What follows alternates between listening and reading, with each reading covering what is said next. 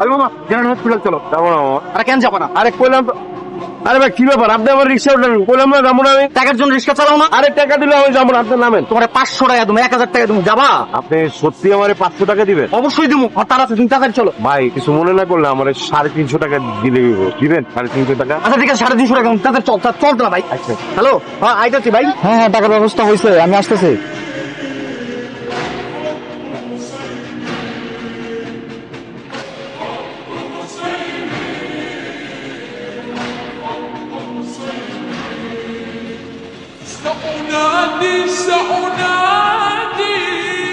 এতগুলো টাকা ফেরত দিয়ে দিলেন। আরে এটা তো আপনারই টাকা, আপনারই তো দিমু। টাকাগুলো ফেরত না দিয়ে তো আপনি ঈদের আনন্দও করতে পারতেন।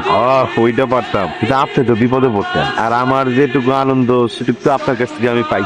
আমার মাইয়া টুনি একটা নীল জামা কিনতে চাইছিল, আমি সেই জামাটা কিনছি। ঈদের দিন টুনি ওই নীল জামা পরে আমার সামনে দিয়ে ঘুরবো, এটাই আমার। আর আমার বাপে একটা কথা কই, যেদিন সবাই খুশি সেই দিনই বলে ঈদ।